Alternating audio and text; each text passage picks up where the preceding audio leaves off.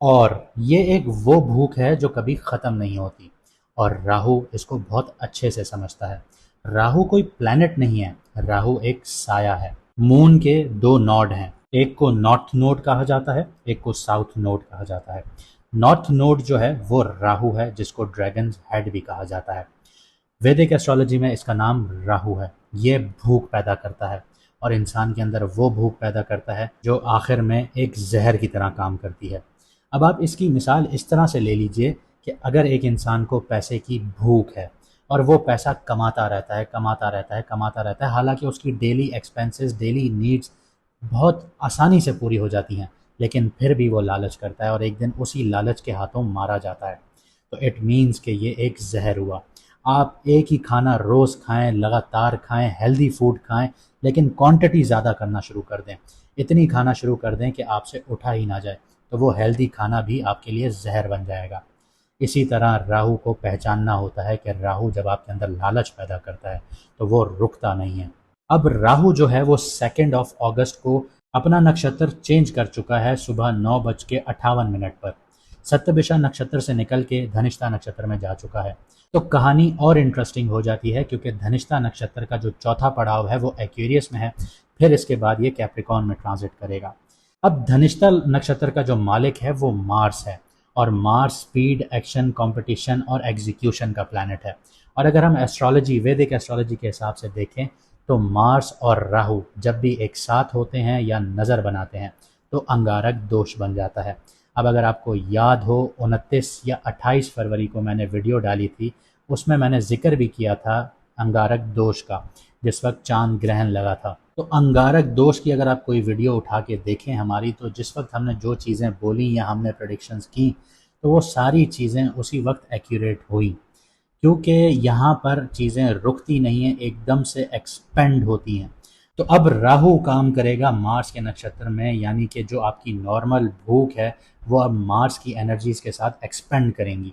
राहु की सबसे ख़ास क्वालिटी उसकी एम्प्लीफिकेशन है।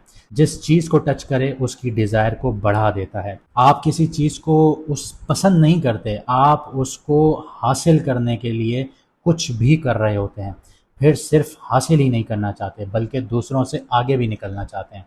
और फिर एक पॉइंट आता है जहां इंसान खुद से पूछता है, मुझे वाकई ये चीज़ चाहिए भी थी, या मैं सिर्फ इसलिए भाग रहा था क्योंकि मुझे लगता था कि मुझे ये हासिल करना है। यही राहु की स्ट्रेंथ भी है और जहर भी है। राहु आपको अनकन्वेंशनल बना सकता है, वो रास्ता आपको दिखाता है जो ट्रेडिशनल लोग शायद कभी भी ना देखते हों या उसको फॉलो करने से डरते हों।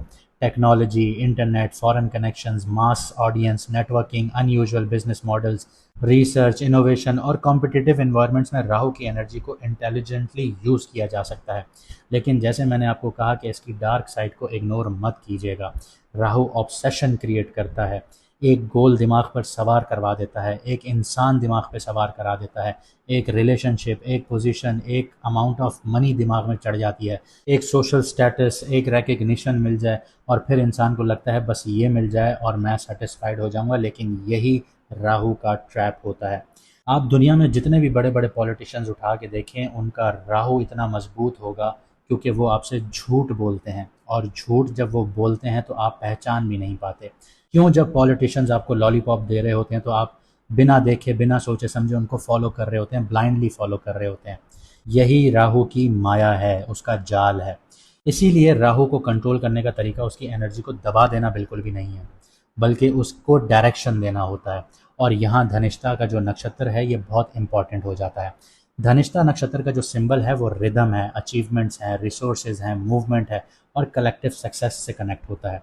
इस नक्षत्र में मार्स की एनर्जी होती है एक्शन लेना, compete करना, टारगेट चेस करना, रिजल्ट के लिए मूव करना। इसलिए एक्वेरियस का धनिष्ठा जोन में जो राहु की एनर्जी है, हम उसको सिर्फ डिज़ायर के तौर पर नहीं देखेंगे। यहाँ डिज़ायर को नेटवर्क, टेक्नोलॉजी, सोसाइटी और फ्यूचर ओरिएंटेड गोल्स के थ्रू अचीव करने की कोशिश भी देखेंगे। इसके अलावा एक बहुत इंटरेस्टिंग बात आपको बताऊं, राहु अभी कैप्रिकॉन में एंटर नहीं हुआ, हालांकि धनिष्ठा का जो नेक्स्ट पड़ाव होगा वो कैप्रिकॉन में होगा।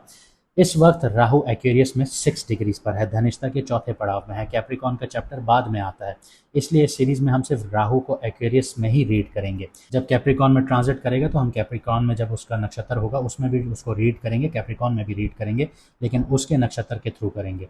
और क्योंकि धनिष्ठा का लॉर्ड मार्स जेमिनाई में बैठा हुआ है, 6 डिग्रीज पर बैठा हुआ है जिस वक्त मैं ये वीडियो बना रहा हूँ, ये ऑब्वियसली आगे आगे बढ़ता जाएगा। राहु की जो नक्षत्र लेवल स्टोरी है वो मार्स तक जाती है। मार्स जेमिनाई में बैठा है, इसलिए action, connection, communication, information, skills, media, strategy और मल्टीपल आइडियाज़ के साथ बनते हुए नजर आते हैं। मार्स के बाद मरकरी को भी देखेंगे, क्योंकि मार्स जिस घर में बैठा है मरकरी उसका मालिक है, और मरकरी कैंसर में बैठा है। तो यहाँ पे बात कैंसर तक जा रही है, मरकरी तक जा रही है, और कैंसर में सन, मून, मरकरी, एक्सॉल्टेड जुपिटर पहले से मौजूद हैं, जैसे आपने पुरानी वीडियोस में देखा होगा।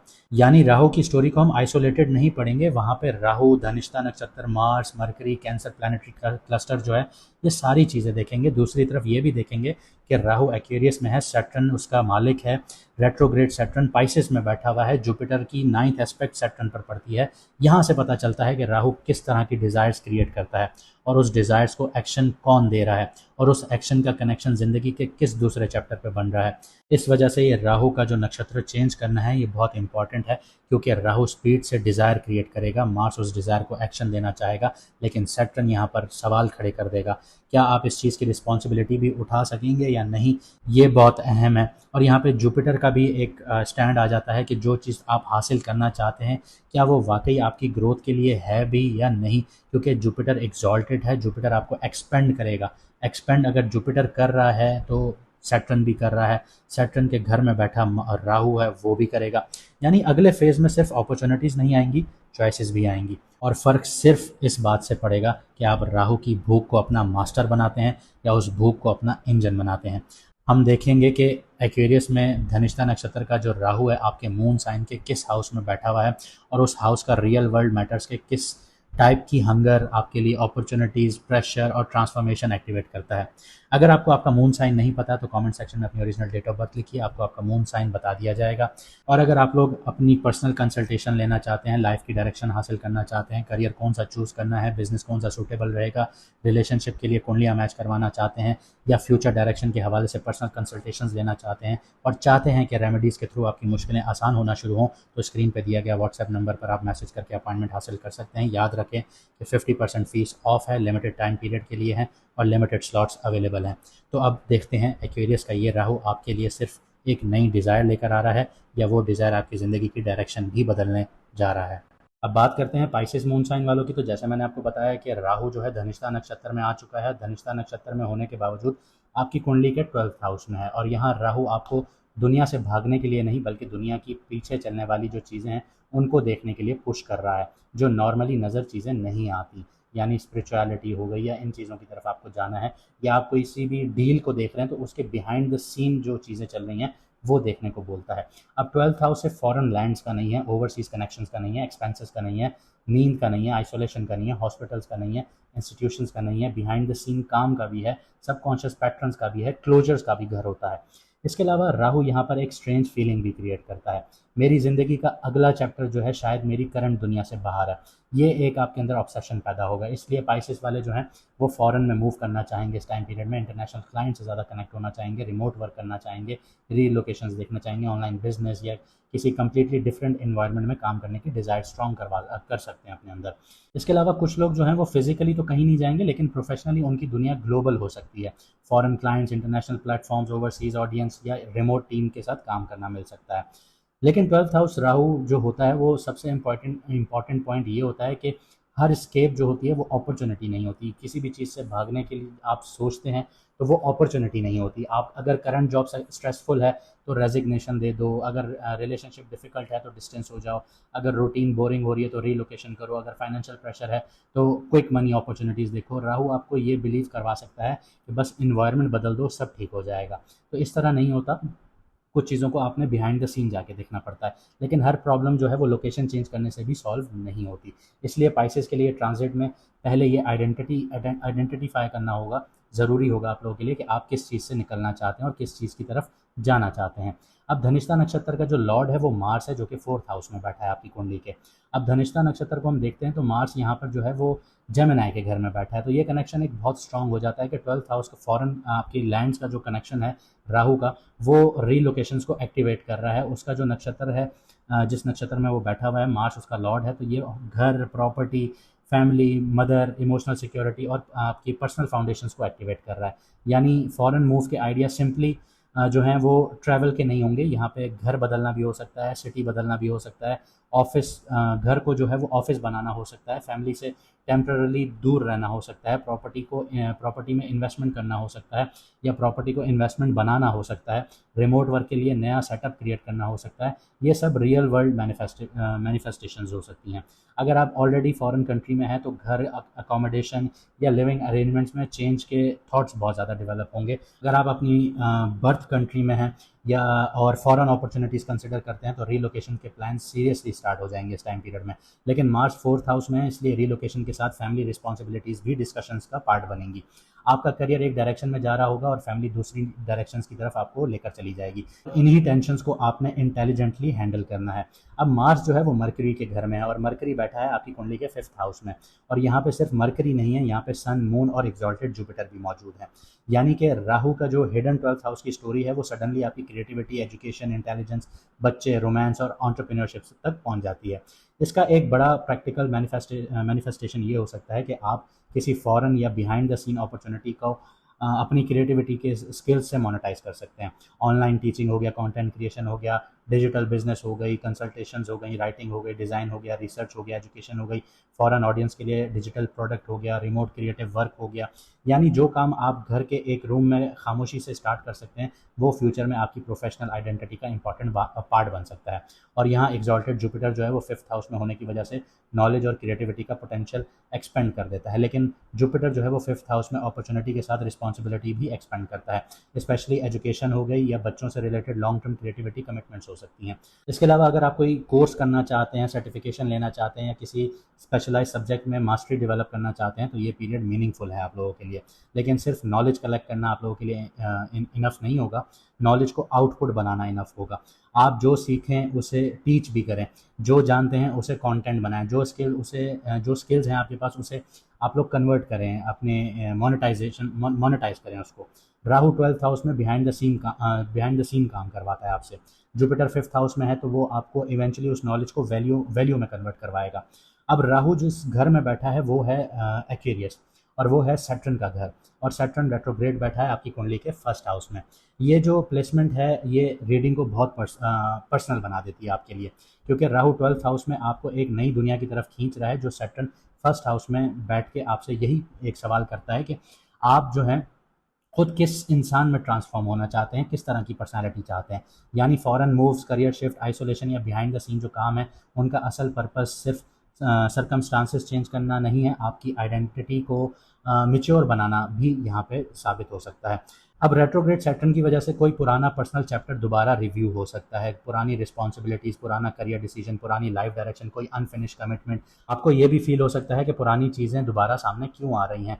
तो यहाँ पे जवाब ये आ जाता है क्योंकि इस बार आपके पास जो है उन्हें डिफरेंट तरीके से हैंडल करने की मेच्योरिटी है, क्योंकि सैटर्न आपको मेच्योर कर रहा है। जुपिटर का सैटर्न को देखना 9th एस्पेक्ट से, ये मैंने जुपिटर की सीरीज़ में भी बताया था। तो यहाँ पे जुपिटर 5th हाउस में बैठ के 9th एस्पेक्ट से 1st हाउस में बैठा हुआ सैटर्न को देख रहा है। ये पाइसेस के लिए बहुत इंपॉर्टेंट सपोर्टिव कनेक्शन बन जाता है, क्योंकि जुपिटर आपके 1st हाउस का लॉर्ड है।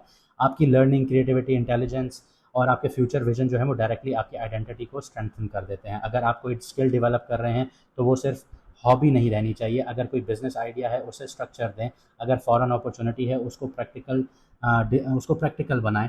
इसके अलावा अगर एजुकेशन का प्लान है उसे करियर आउटकम के साथ कनेक्ट करें। जुपिटर जो है वो विजन देगा आपको, यहाँ पे सैटर्न उस विजन को आइडेंटिटी देगा और स्ट्रक्चर में कन्वर्ट करेगा। अब करियर की बात करूँ तो करियर के हवाले से पाइसेस के लिए बिहाइंड द सीन और फॉरेन कनेक्शन बहुत इंपॉर्टेंट थीम बन जाती है। रिमोट जॉब्स हो गए, इंटरनेशनल क्लाइंट्स हो गए, फॉरेन कनेक्शंस हो गए, कंपनीज हो गई, ऑनलाइन पेमेंट प्लेटफॉर्म्स हो गए, आपके रिसर्च हो गई, टेक्नोलॉजी हो गई, कंसल्टेशंस हो गई, कॉन्फिडेंशियल प्रोजेक्ट्स हो गए, नाइट शिफ्ट्स या इंटरनेशनल टाइम जोन के अकॉर्डिंगली काम करना हो गया। ये सब पॉसिबिलिटीज़ 12th हाउस के राहु की नेचर से नेचुरली कनेक्ट हो जाती हैं। लेकिन एक चीज़ याद रखिएगा कि अगर आप करंट जॉब में सिर्फ फ्रस्ट्रेशन की वजह से भागना चाहते हैं उससे, तो पहले ऑल्टरनेटिव स्ट्रक्चर बनाइए। राहु का जो इम्पल्सिवनेस होता है, पहले जंप करो बाद में सोचेंगे, ये आपने नहीं अपनाना, क्योंकि सैटर्न फर्स्ट हाउस में बैठा है, तो आपने पहले अपनी लैंडिंग देखनी है। फाइनेंस के हवाले से बात करूं तो 12th हाउस का जो सबसे ऑब्वियस एरिया है वो एक्सपेंसेस हैं। राहु यहाँ पे एक्सपेंसेस को एम्पलीफाई कर देता है। फॉरेन ट्रैवल से रिलेटेड एक्सपेंसेस देखने को मिल सकते हैं, रीलोकेशन से रिलेटेड, एजुकेशन से रिलेटेड, टेक्नोलॉजी से रिलेटेड, लाइफस्टाइल से रिलेटेड, ऑनलाइन सब्सक्रिप्शन से रिलेटेड, बिजनेस सेटअप से रिलेटेड, फैमिली सपोर्ट से रिलेटेड, आपके हॉस्पिटल के खर्चों से रिलेटेड। आपको लग सकता है कि पैसा आ रहा है लेकिन पता नहीं चल रहा जा कहाँ रहा है। इसलिए पाइसेस के लिए एक्सपेंसेस जो हैं वो ट्रैक करना बहुत ज़रूरी है। और यहाँ राहु का एक प्रिंसिपल आ जाता है जो अप्लाई होता है कि राहु जिस तरीके से आपको ऊपर लेके जाता है उसी तरीके से नीचे भी लेकर आता है।